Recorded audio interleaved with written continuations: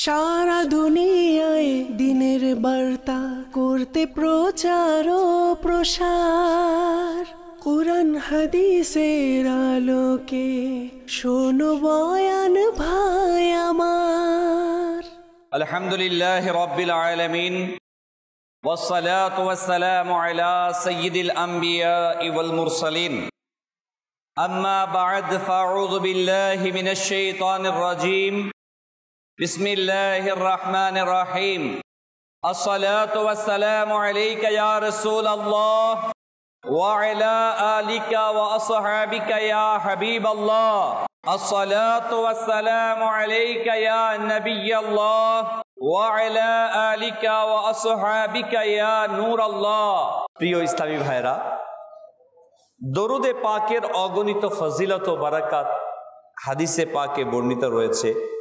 মুজাবুল আওসাত কিতাবের 1835 নম্বর হাদিসে বর্ণিত আছে, রাসূল আকরাম সাল্লাল্লাহু আলাইহি ওয়াসাল্লাম ইরশাদ করেন, যে ব্যক্তি কিতাবে, যারা শিক্ষার্থী আছেন বিশেষত তাদের জন্য এটা রয়েছে, যে রাসূল আকরাম সাল্লাল্লাহু আলাইহি ওয়াসাল্লাম ইরশাদ করেন, যে ব্যক্তি কিতাবে আমার প্রতি দুরুদে পাক লিখলো, তবে যতক্ষণ পর্যন্ত আমার নাম তাতে থাকবে, ফেরেশতারা তার জন্য ক্ষমা প্রার্থনা করতে থাকবে। ডায়েরিতে, বইয়ে, খাতায় বিসমিল্লাহির রহমানির রহিম আসসালাতু ওয়াসসালামু আলাইকা ইয়া রাসূলুল্লাহ বা আল্লাহুম্মা সাল্লি আলা মুহাম্মাদ লিখে নিই আমরা। লিখলে এর ফজিলত যত বছর এটা লিখা থাকবে, ফেরেশতারা অনবরত কি করতে থাকবে? সুবহানাল্লাহ। ফেরেশতারা আপনার আমার জন্য ক্ষমা প্রার্থনা করবে। আল্লাহ তাআলা আমাদেরকে অধিক পরিমাণে দুরূদ শরীফ পাঠ করার, লিখার তৌফিক দান করুন। সাল্লু আলাল হাবিব সাল্লাল্লাহু তাআলা আলা মুহাম্মদ। রাসূল আকরাম সাল্লাল্লাহু আলাইহি ওয়াসাল্লাম ইরশাদ করেন, আফদালুল আমালি আন-নিয়াতু সাদিকা। সত্য নিয়ত সবচেয়ে উত্তম আমল। আমরা নিয়ত করে নেই আল্লাহ তাআলার সন্তুষ্টির জন্য, সওয়াব হাসিলের জন্য, ইলমে দ্বীন অর্জনের জন্য। ইনশাআল্লাহ তাবারাক ওয়া তাআলা আমরা বয়ান শ্রবণ করব, যা শুনবো তা নিজে আমল করে অন্যের নিকট পৌঁছে দেওয়ার চেষ্টা করব ইনশাআল্লাহ। শেখ ফরিদউদ্দিন আত্তার, যিনি অনেক বড় মশহুর ও মারুফ, জগৎ বিখ্যাত আল্লাহর ওলি, আলিমে দ্বীন ছিলেন। তার কিতাব তাজকিরাতুল আউলিয়া এর মধ্যে তিনি ঘটনা বর্ণনা করেন, একজন হাফিজ ও কারি সাহেব মাদ্রাসার মধ্যে কোরআনে পাক পড়াতেন। হাফেজ শিক্ষক কোরআনে পাক পড়াতেন তিনি। একবার সে নফস ও শয়তানের প্ররোচনায় ধোকার মধ্যে পড়ে গেল এবং কুদৃষ্টি দিয়ে বসল। তার এই ভুলটি সংগঠিত হতেই তৎক্ষণাৎ সম্পূর্ণ কোরআন শরীফ সে ভুলে গেল। হাফেজ ছিলেন, কিন্তু কুদৃষ্টি দেওয়ার সাথে সাথে সে কোরআনে পাক ভুলে গেল। সে খুবই আন্তরিকতার সাথে তওবা করলো। কান্না করতে করতে প্রসিদ্ধ তাবিঈ বুজুর্গ হযরতে সাইয়্যিদুনা ইমাম হাসান বসরি রাহমাতুল্লাহি তাআলার দরবারে উপস্থিত হয়ে গেলেন এবং সম্পূর্ণ ঘটনাটি খুলে বলল আর বলল, মুহতারাম, আমার জন্য দোয়া করুন, যেন আল্লাহ তাআলা আমার এই মিস্টেককে, আমার এই ভুলকে ক্ষমা করে দেন, আর আমার যেন কোরআনুল কারীম পুনরায় মুখস্থ হয়ে যায়। দেখুন প্রিয় ইসলামী ভাইরা ও মাদানী চ্যানেল দর্শকবৃন্দ, নূর এবং জুলমাত অন্ধকার, আলো এবং আধার, সত্য এবং মিথ্যা, দিন এবং রাত, দুইটা জিনিস একসাথে থাকতে পারে না। যখন একটার আগমন ঘটে আরেকটা তখন চলে যায়। সত্য যখন আসবে মিথ্যা অটোমেটিকলি যাবে। একটি ঘরের মধ্যে যখন অন্ধকার থাকে সেখানে আমরা যখন লাইট জ্বালাই, নূর চলে আসে, তখন কি আর সেখানে আধার থাকে? থাকে না। তখন সেখান থেকে আধার দূর হয়ে, অন্ধকার দূর হয়ে আলো চলে আসে। যখন কোনো রুমের মধ্যে আলো জ্বলতে থাকে আর ওই অবস্থায় যদি কেউ ওই আলোটাকে নিভিয়ে দেয়, তখন কার আগমন ঘটে? অন্ধকারের আগমন ঘটে, অন্ধকার ছেয়ে যায়। তো যখন হেদায়াত আসে গোমরাহি চলে যায়, যখন গোমরাহি আসে হেদায়াত চলে যায়, যখন বেহায়াপনা কারো ভিতর প্রবেশ করে, গুনাহ প্রবেশ করে, তখন আল্লাহ তাআলার নূর, আল্লাহ তাআলার মারিফাত, আল্লাহ তাবারক ওয়া তাআলার দয়া ওই ব্যক্তির ভিতর থাকতে পারে না। কিছু কিছু ঘটনা আমরা অনেক সময় উপলব্ধি করতে পারি, অনেক সময় করতে পারি না।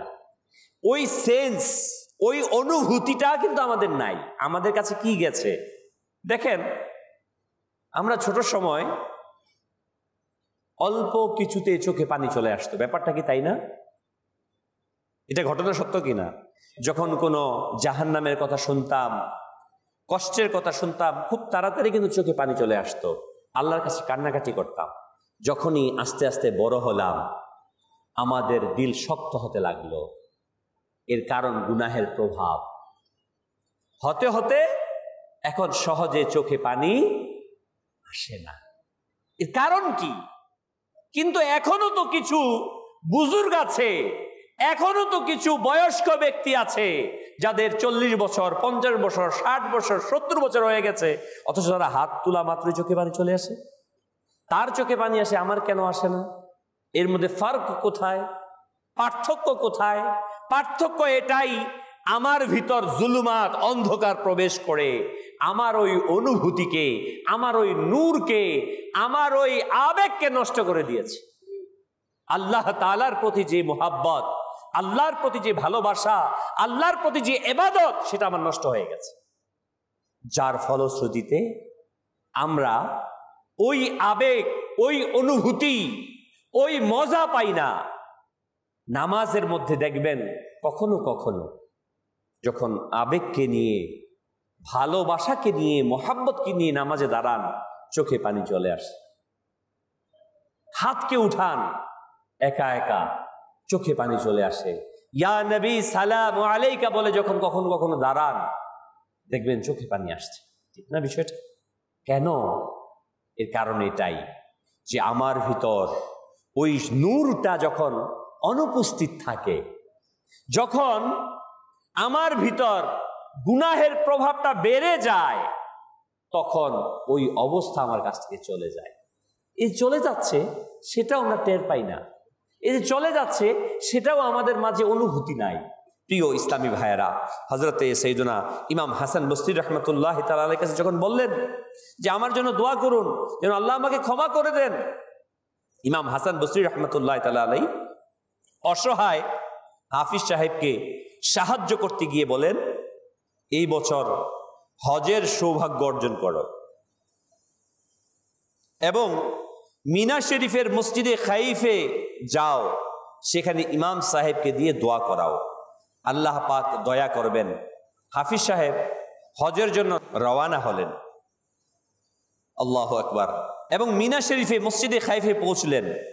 সময়টা জোহরের একটু পূর্বের সময় ছিল। এক নুরানি চেহারা বিশিষ্ট বৃদ্ধ ইমাম সাহেব মেহরাবের সামনে উপবিষ্ট ছিলেন, আর অন্যান্য লোকজনও সেখানে বসা ছিল। কিছুক্ষণ পর হঠাৎ করে এক বুজুর্গ আসলেন, তখন সবাই দাঁড়িয়ে গেলেন, তাকে সম্মান জানালেন।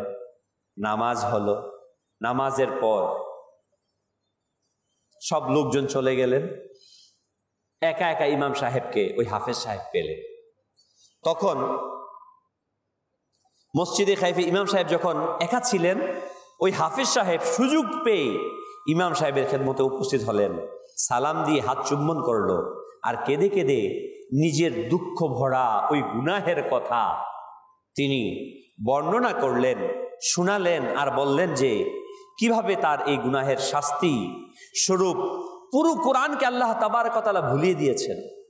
ইমাম সাহেব মাদ্দাজিল্লাহ তিনি রহমতুল্লাহ তাআলা আলাইহি কারামত সম্পন্ন ওলি ছিলেন। তার দোয়ার বরকতে হাফিজ সাহেব ভুলে যাওয়া কোরআনুল কারীম পুনরায় স্মরণ করে চলে আসলো। এখন ইমাম সাহেব জিজ্ঞাসা করলেন, আপনাকে আমার খবর দিল কে যে আমার এখানে আসতে হবে? তখন ওই হাফেজ সাহেব বলতে লাগলেন, আমাকে আপনার এখানে আসার জন্য বলেছে ইমাম হাসান বসরি রহমতুল্লাহ তাআলা আলাইহি। তিনি পরামর্শ দিয়েছেন আমি যেন এখানে আসি। তখন ওই ইমাম সাহেব বললেন, হাসান বসরি তিনি আমার মারিফাতকে গোপনকে প্রকাশ করছে। আরে শুনে নেন, এই যে হাসান বসরি যে আমার কাছে আপনাকে পাঠিয়েছেন, তিনি হচ্ছেন ওই ব্যক্তি যে আপনি দেখেছিলেন, আমরা বসা ছিলাম, একজন বুজুর্গ আসলো, আমরা দাঁড়িয়ে গেলাম, উনি হচ্ছেন হাসান বসরি। এবং তিনি প্রতিদিন জোহরের নামাজ এখানে এসে আদায় করে যান, বসরা থেকে এখানে এসে মিনাতে এসে। প্রিয় ইসলামী ভাইয়েরা, সুবহানাল্লাহ। ইমাম সাহেব আরো বললেন, ইমাম হাসান বসরি যার পথ প্রদর্শক হবে তার অন্য কারো প্রয়োজন হবে না। এখান থেকে দুইটা বিষয়। নাম্বার এক, প্রথম হাফিজ সাহেব এর ঘটনা, যে নেক কাজ করার পর যদি কেউ গুনাহ করে ওই নেকের প্রভাবটা চলে যায়। উদাহরণস্বরূপ, আমি জামাটাকে ধৌত করলাম, ইস্তারি করলাম, আয়রন করলাম, এরপর যদি আমি ময়লাতে যাই সেটা কি হয়ে যাবে? ময়লা হবে, ধোয়ার প্রভাবটা আর থাকবে না।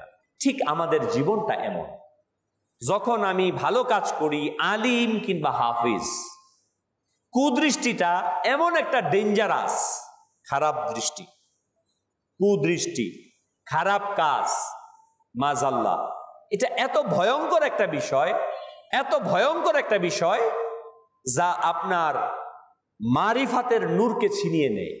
বলা হয়েছে একবারের কুদৃষ্টি, একবারের কুদৃষ্টি দিনের তাহাজ্জুদের নূরকে ছিনিয়ে নেয়। প্রিয় ইসলামী ভাইয়েরা, আজ আমরা আমাদের চোখকে কোথায় ব্যবহার করছি? আরে কুদৃষ্টি তো এটা ছিল, খারাপ কাজের মধ্যে লিপ্ত হয়ে যায়, মাজাল্লাহ, হারাম কাজের মধ্যে লিপ্ত হয়ে যায়, ব্যভিচারের মধ্যে লিপ্ত হয়ে যায়, আল্লাহ থেকে পানা গুনাহের মধ্যে লিপ্ত হয়ে যাচ্ছি। মনে রাখবেন, কখনো এই গুনাহে জিন্দিগি অতিবাহিত করে হেদায়েতের পথের মধ্যে স্থির থাকা সম্ভব না, যদি না আল্লাহ রাব্বুল আলামিন তওবাকে কবুল করে না নেন। প্রিয় ইসলামী ভাইরা, অতএব আমাদের উচিত আল্লাহ থেকে পানা কারো অভ্যাস যদি থেকে থাকে গুনাহের অভ্যাস, এই অভ্যাসকে পরিত্যাগ করা, গুনাহের অভ্যাসকে ছেড়ে দেওয়া, কুদৃষ্টিকে ছেড়ে দেওয়া, অন্যান্য যে সকল গুনাহের অভ্যাস প্রকাশ্য কিংবা অপ্রকাশ্য, যা বলা আমরা হয়তোবা প্রকাশ্য শব্দ চয়নের মাধ্যমে আমরা বলতে পারি না, কিন্তু আপনাদের উপলব্ধি করা উচিত কোন গুনাহের কথা আমরা বলছি। ওই গুনাহগুলোকে পরিহার করা। আবারও বলছি, মনে রাখবেন প্রিয় ইসলামী ভাইয়েরা, কখনো অন্ধকার এবং আলো একসাথে হতে পারে না। অন্ধকার আসবে তো হেদায়াত দূরে চলে যাবে। মনে রাখবেন, কোরআনের আলো, কোরআনের ফয়েজ তার সিনার মধ্যে অবশিষ্ট থাকতে পারে, যার সিনাকে পবিত্র করতে পারে। আল্লাহ তাআলা আমাদেরকে সে তৌফিক দান করুক। এবং এরই পাশাপাশি আরেকটি বিষয়, যে আল্লাহ ওয়ালাগণ, নেক বান্দাদের সোহবত, আউলিয়া কেরামের সোহবত, সালেহ বান্দাদের সোহবত মানুষের গুনাহের অধ্যায়কে পরিসমাপ্তি ঘটিয়ে দেয়, মানুষের গুনার অভ্যাসকে পরিবর্তন করে দেয়। সোহবতে সালেহ তুনা সালেহ কুনাত, সৎসঙ্গ মানুষকে সৎ বানিয়ে দেয়। গুনাহ থেকে তওবা করে মানুষ, অগণিত বনি ইসরাইল সহ অসংখ্য নবীদের যুগে এই ঘটনা ঘটেছে। উম্মতে মুহাম্মাদীর বর্তমান সময়ে অসংখ্য ঘটনা ঘটছে। আউলিয়া কেরামের সোহবত, নেক বান্দাদের সোহবত আপনার আমার জীবনের অধ্যায়কে পরিবর্তন করে দেবে। অতএব আমাদের উচিত যেন আমরা নেক বান্দাদের সোহবত, মনে রাখবেন নেক বান্দা একটা হচ্ছে সাজা, আরেকটা হচ্ছে হওয়া, দুইটা ভিন্ন জিনিস। হাকিকি যারা নেক বান্দা, তাদের চেহারার মধ্যে হেদায়াতের আলো থাকবে। বলা হয়েছে আল্লাহর ওলি তুমি চেহারার মাঝে বুঝতে পারবে সে আল্লাহর ওলি। তার মাঝে না লোভ থাকবে, না তার দিলের মধ্যে হিংসা থাকবে, না সে কারো গীবত করবে, পরচর্চা করবে, না সে দুনিয়া এর সম্পদ কিংবা ইজ্জতের লালায়িত হবে, গোলাম হবে, বরং সে বেপরোয়া ভাবে দুনিয়ার প্রতি বেপরোয়া থাকবে, আল্লাহর প্রতি আনুগত্যশীল থাকবে, আল্লাহ তাআলার হুকুমকে সবার আগে অগ্রাধিকার দিবে, নবী সাল্লাল্লাহু আলাইহি ওয়াসাল্লামের সুন্নাহকে সবার আগে অগ্রগণ্য করবে। প্রিয় ইসলামী ভাইয়েরা, আমরা শুনছিলাম হযরতে হাসান বসরি আলাইহি রাহমাতুর রহমান এর ঘটনা। তিনি সম্পর্কে আসুন কিছু জেনে নেই। হযরতে হাসান বসরি উচ্চ মর্যাদা সম্পন্ন একজন বুজুর্গ ছিলেন। এক বর্ণনা অনুযায়ী তিনি রাহমাতুল্লাহ তাআলা আলাইহি 130 জন সাহাবায়ে কেরাম আলাইহিমুর রিদওয়ানের সাথে সাক্ষাৎ করেন। এদের মধ্যে 70 জন বদরি সাহাবায়ে কেরামের অন্তর্ভুক্ত ছিলেন। ইমাম হাসান বসরি রাহমাতুল্লাহ আলাইহি জন্ম হয় মদিনা মুনাওয়ারায়। মুসলমানদের দ্বিতীয় খলিফা আমিরুল মুমিনিন হযরতে ফারুক আজম রাদিয়াল্লাহু তাআলা আনহু এর শাসনামলে জন্মের পর তাকে আমিরুল মুমিনিন ওমর রাদিয়াল্লাহু তাআলার খেদমতে উপস্থিত করা হলে তার ইচ্ছা অনুযায়ী তার নাম হাসান রাখা হয়েছে। তার নাম হাসান রাখা হয়েছে। তার মানে বুঝা গেল ইমাম ফারুক আজম রাদিয়াল্লাহু তাআলা আনহু তিনি হাসান এবং হুসাইন রাদিয়াল্লাহু আনহুকে মহব্বত করতেন, বিদায়ী তাদের নামে নাম রাখতেন। আমরা যাকে যে ভালোবাসি চেষ্টা করি না আমাদের সন্তান কিংবা কেউ যদি বলে যে এইটা কার নাম রাখবো আমার সন্তানের, তখন বলি এর নাম রাখবো, কারণ আমি ভালোবাসি তাকে।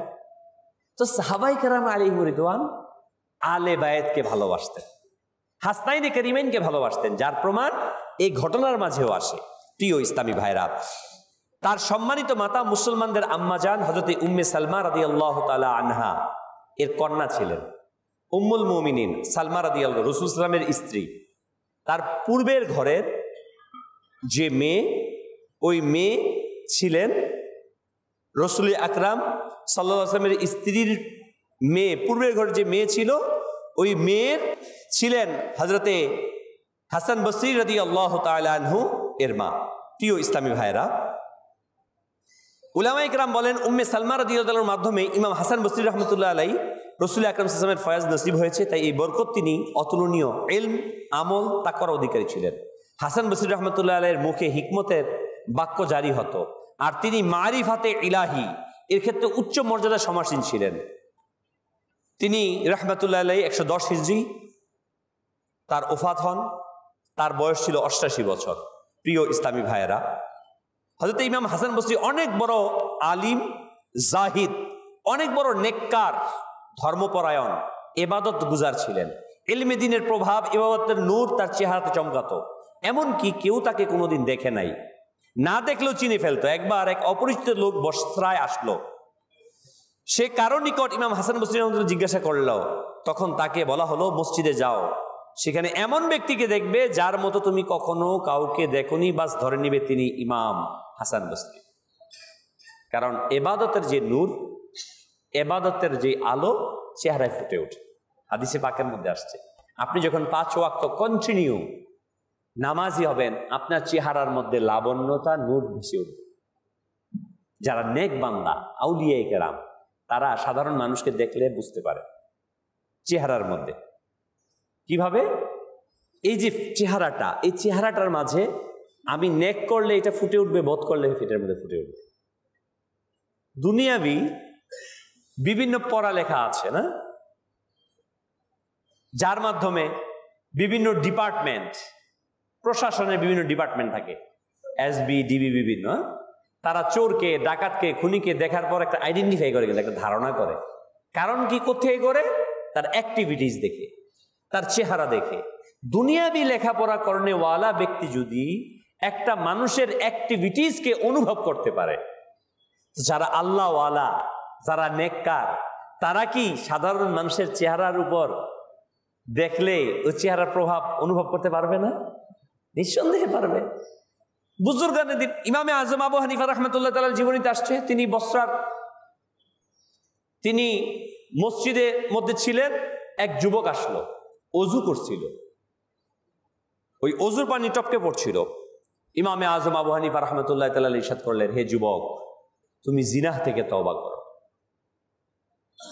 তওবা করলেন। পিতামাতাকে কষ্ট দেওয়া থেকে আরেকজন আসলো, অজু করছিল, পানি টপকে পড়ছিল, ওই পানি থেকে দেখে বললেন, তুমি তোমার পিতামাতা কষ্ট দেওয়া থেকে তওবা করো। ইমামে আজম আবু হানিফার কথা শুনে তারা তওবা করলেন। ওই অজু করছে, অজুর মধ্যে থেকে ওই পানির সাথে গুনাহ টপকে পড়ছে, আর ইমামে আজম আবু হানিফা সেটা দেখে তাকে নসিহত করছেন এবং সে তওবা করছেন। যারা আল্লাহর ওলি তারা এগুলাকে অনুভব করেন। আল্লাহ রাব্বুল আলামিন তাদেরকে সেই ভেলায়াত, ক্ষমতা, অথরিটি দান করেন। প্রিয় প্রিয় ইসলামী ভাইরা, আমরা শুনছিলাম ইমাম হাসান বসরি আলাইহি রাহমাতুর রহমান, এক আল্লাহর ওলির ঘটনা। ইমাম হাসান বসরি রহমতুল্লাহ যুগে এক ব্যক্তি ছিল হাজ্জাজ বিন ইউসুফ। সে তখনকার বাদশা ছিল, আর অনেক বড় অত্যাচারী জালিম বাদশা ছিল হাজ্জাজ বিন ইউসুফ। একদিন হাজ্জাজ বিন ইউসুফ হযরতে খালিদ বিন সাফওয়ান রাহমাতুল্লাহ আলাইহিকে জিজ্ঞাসা করলেন, বসরার সরদার কে? বলল হযরতে হাসান বসরি রাহমাতুল্লাহ আলাইহি। হাজ্জাজ অবাক হয়ে বলল, এটা কিভাবে হতে পারে? সে নেতিবাচক শব্দ, মাজাল্লাহ নাউজুবিল্লাহ, খারাপ শব্দ ব্যবহার করলেন হাসান বসরি রহমতুল্লাহ সম্পর্কে। সে তো একজন কৃতদাস। হযরত সাফওয়ান রহমতুল্লাহ আলাইহি বলেন, হাকিকি সরদার হাসান বসরি রহমতুল্লাহ আলাইহি। কেননা লোক ইলমে দ্বীন শিক্ষার ক্ষেত্রে তার মুখাপেক্ষী, কিন্তু ইমাম হাসান বসরি রহমতুল্লাহ আলাইহি কোনো বান্দার প্রতি মুখাপেক্ষী নন। আল্লাহ পাকের শপথ, আমি বসরার কোন সম্মানিত ব্যক্তিকে এমন দেখিনি যে ইমাম হাসান বসরি এর খেদমতে উপস্থিত হওয়ার আকাঙ্ক্ষা করেনি। সকলেই তার ওয়াজ শোনার জন্য আগ্রহ রাখে, তার খেদমতে হাজিরি দেওয়া খুবই আগ্রহী। এটা শুনে হাজ্জাজ বিন ইউসুফ বললেন, আল্লাহ পাকের শপথ, তিনিই হলেন আসল সরদার। প্রিয় ইসলামী ভাইয়েরা, আসলেই এটা অতি সত্য কথা।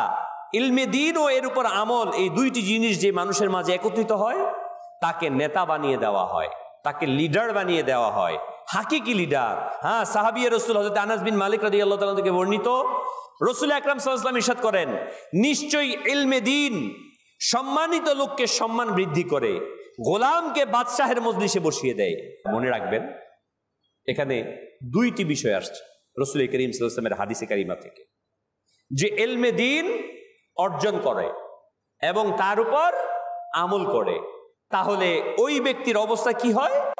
সুবহানাল্লাহ, ওই ব্যক্তিকে আল্লাহ তাবারক ওয়া তাআলা গোলাম থেকে বাদশাহের মজলিসে বসিয়ে দেন। আমরা যারা ইলমে দ্বীন অর্জনকারী আছি কিংবা এর সাথে সম্পর্কিত, আমাদের জন্য অনেক বড় নসিহত। আজকে আমাদের সমাজে সাধারণত দুইটা শ্রেণী, দুই রকম দেখা যায়। একটা শ্রেণী ইলমে দ্বীন অর্জন করছে কিন্তু আমল থেকে দূরে থাকার চেষ্টা করে, শুধু ইলম অর্জনের মাঝে আছে। আরেকটা শ্রেণী ইলম থেকে দূরে ইবাদতমুখী হয়।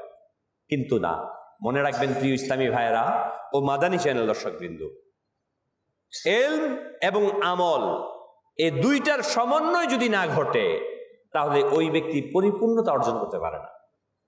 ইলম অর্জন করা এবং আমল করা, আজ পর্যন্ত যত সুফি সাধক পৃথিবীতে আগমন করেছেন, তাদের প্রত্যেকের জিন্দিগি এটাই, তারা ইলম অর্জন করেছেন এবং আমলে পরিণত করেছেন। ইলম ধারা কালকে রৌশনী করে, আমলের নূর ধারা দেহকে আলোকিত করেছেন। কিন্তু আজকে আফসোসের বিষয়, আমরা ইলম কেউ কেউ অর্জন করলেও আমল থেকে দূরে চলে যাই, আবার আমলের ক্ষেত্রে অগ্রসর হলেও ইলম থেকে দূরে থাকি। আলহামদুলিল্লাহ, দাওয়াতে ইসলামী আল্লাহ তাবারক ওয়া তাআলার দয়াতে এই বিষয়টাকে চেষ্টা করছে, কিন্তু আমাদের উচিত অগ্রসর হওয়া, যে ইলম এবং আমল এই দুইটার সমন্বয় ঘটানো। প্রিয় প্রিয় ইসলামী ভাইরা, হাসান বসরি রহমতুল্লাহ তাআলা আলাইহি তিনি বেশ সুমার কারামত সম্পন্ন আল্লাহর ওলি ছিলেন। আমি এটা এই জন্য বলছি, তার জীবনীটা আল্লাহর ওলিদের জীবনী, কারণ এটাকে দেখে শুনে আমাদেরকে পরিবর্তন আনা দরকার, আউলিয়া কেরামের সোহবত নেওয়া দরকার। তিনি রহমতুল্লাহ তাআলা আলাইহি নামাজের লিপ্ত হওয়ার মাঝে পানি চলে আসলো, যেমনটি ঘটনার মধ্যে আসছে। হাসান বসরি রহমতুল্লাহ তাআলা আলাইহি হজের জন্য রওনা হলেন। কিছু লোক তার সাথে ছিল। রাস্তায় কিছু লোকের পিপাসা লাগলো, পানি পান করার জন্য চেষ্টা করছেন। এখনকার মতো তার অ্যাভেলেবেল ছিল না পানি, বিমানে করেও চলে যেত না, হেঁটে হেঁটে উটের উপর ঘোড়ার উপর সওয়ার করে তারা সফরে যেতেন। তো যখন যাচ্ছে পানি পাচ্ছে না, কূপ অনেক নিচে, পানি উঠানোর মতো বালতি রশি নাই। তো ইমাম হাসান বসরি রহমতুল্লাহ তাআলা আলাইহি বলেন, ঠিক আছে তোমরা অপেক্ষা করো। তিনি রহমতুল্লাহ তাআলা আলাইহি নামাজ পড়তে শুরু করলেন। যখন নামাজ পড়তে শুরু করলেন, অটোমেটিকলি সেখান থেকে নিচের পানি উপরে চলে আসলো। সবাই পানি পান করলেন। এক ব্যক্তি এটাকে পাত্রের মধ্যে ভরে নিলেন। পাত্রের মধ্যে ভরার পর ওই পানিটা আবার নিচে নামতে লাগলো। তিনি রহমতুল্লাহ তাআলা আলাইহি বললেন, তোমার এই আস্থাহীনতা আমাদেরকে বরকত শূন্য করে দিল। প্রিয় ইসলামী ভাইরা, তিনি রহমতুল্লাহ তাআলা আলাইহি বলেন যে আমাদের প্রত্যেকের উচিত আল্লাহ রব্বুল আলামিনের প্রতি তাওয়াক্কুল করা। কি করা? তাওয়াক্কুল করা। যদি আমরা তাওয়াক্কুলকারী হতে পারি তাহলে আল্লাহ তাআলার দয়া আমাদের সাথে থাকবে। দেখেন, একটা সময় আমাদের ঘরগুলোতে ফ্রিজ ছিল না, ঠিক? আমরা খাবার কিন্তু কিনতাম, দরিদ্রদেরকেও দিতাম। এখন কিন্তু দরিদ্রদের খাবার দেওয়ার পরিমাণটা একটু, কথা সত্য না, কম, অতিরিক্ত হয়েছে। কোথায় রেখে দেই? ফ্রিজে। আমাদের তাওয়াক্কুল কমে গেছে সারা পৃথিবীতে, না শুধু আমরা না, সারা পৃথিবীতে। একটা সময় মুসলমানগণ তাওয়াক্কুল, আল্লাহর প্রতি তাওয়াক্কুল রাখতেন। এজন্য আল্লাহ তাআলা তাদেরকে আল্লাহ তাআলার রহমত দ্বারা পরিপূর্ণ করে দিতেন। এখন আমরা সম্পদ পুঞ্জীভূত করি, বাট আমাদের তাওয়াক্কুল কম, তাওয়াক্কুল কম। এজন্য আমরা ওই আল্লাহ তাআলার রহমতকে ফিল করি না, অনুভব করি না। আমাদের কাছে অর্থ আছে ঠিক, কিন্তু আমাদের সাথে ভয় আছে, হায় হায় আমার সম্পদ বুঝি শেষ হয়ে যাবে। কিন্তু পূর্বেকার যুগের এমনটি ছিল না। প্রিয় ইসলামের আল্লাহ তাবারক ওয়া তাআলা কোরআনে পাকের মধ্যে ইরশাদ ফরমান, অমাইয়াতাওয়াক্কাল আলাল্লাহি ফাহুয়া হাসবু, অর্থাৎ যে আল্লাহ তাআলার উপর তাওয়াক্কুল করে, ভরসা করে, তবে তিনি তার জন্য যথেষ্ট। যে আল্লাহর প্রতি তাওয়াক্কুল করে, আল্লাহ তার জন্য কি? যথেষ্ট। মুসলমানদের দ্বিতীয় খলিফা আমিরুল মুমিনিন ফারুক আজম রাদিয়াল্লাহু তাআলা আনহু থেকে বর্ণিত, আল্লাহ পাকের সর্বশ্রেষ্ঠ নবী হুজুরে আকরাম সাল্লাল্লাহু আলাইহি ওয়াসাল্লাম ইরশাদ করেন, যদি তোমরা আল্লাহ পাকের প্রতি এমন ভাবে ভরসা করো যেমনটি ভাবে তাওয়াক্কুল করার হক রয়েছে, তবে তোমাদেরকে তেমনই ভাবে রিজিক দেওয়া হবে যেমন পাখিকে, বার্ড, পাখি যে আছে না, পাখিকে দান করা হয়। তারা সকালে ক্ষুধার্ত অবস্থায় বের হয়, বিকেল বেলা পেট ভর্তি করে বাসায় ফিরে আসে। যদি তোমরা তাওয়াক্কুল পরিপূর্ণরূপে করতে পারো। পৃথিবীতে কত হাজার কোটি পাখি আছে, তাদের কি ফ্রিজ আছে? তাদের কি কোনো চাকরি আছে? তাদের কোনো ব্যবসা আছে? আপনারা কি আজ পর্যন্ত কোথাও শুনেছেন দুর্ভিক্ষে মানুষ মারা যেতে শুনেছেন, কিন্তু দুর্ভিক্ষে খাবারের অভাবে পাখি মারা গেছে এরকম শোনা গেছে কোথাও? পৃথিবীর ইতিহাস কিন্তু আমি পড়ি নাই আজও যে পাখি খাবারের অভাবে মারা গেছে, এমনটি খুঁজে পাওয়া যায় না। কারণ তারা তাওয়াক্কুলকারী। উলামায়ে কেরাম কিতাবের মধ্যে লিখেছেন, তুমি তাওয়াক্কুলকারী হও মুরগির মতো। কিসের মতো? জ্ঞানীদের জন্য অনেক কিছু শিক্ষা আছে, কিন্তু আমরা সেটা অনুভব করি না, ফিল করি না। সেটা কি আপনারা হয়তো বা খেয়াল করেছেন? যারা গ্রামে ছিলেন, শহরে তো আর মুরগি পালার সম্ভাবনা, দেখছেন যারা মুরগি পালে, মুরগিকে পানি দিলে সে পানি পান করে, পানি পান করার পর ওই পাত্রটাকে সে পাড়া দিয়ে কি করে? ফেলে দেয়। কেন দেয় জানেন? সে বলে আমার পান করা শেষ, বাস আমার শেষ, আমার দ্বিতীয়বার দরকার নেই, যখন আমার প্রয়োজন হবে আল্লাহ তাআলা আমাকে দান করবে। তাওয়াক্কুল। অথচ আমি মানুষ হয়েও আজকে তাওয়াক্কুল করতে পারছি না। অথচ মুসলমানগণ, আমরা শুনলাম ঘটনায়, তারা তাওয়াক্কুলকারী ছিল। আর মুসলমান যতদিন তাওয়াক্কুলকারী থাকবে, তখন দুনিয়ার সম্পদ তার কাছে কম হবে না, আখিরাতের সম্পদ তার কাছে কম হবে না। মুসলমানদের ইতিহাস তো এটা। জানেন কি ইতিহাস? সুবহানাল্লাহ, বলতেও মজা লাগে, শুনতেও মজা লাগে। কেমন ছিল?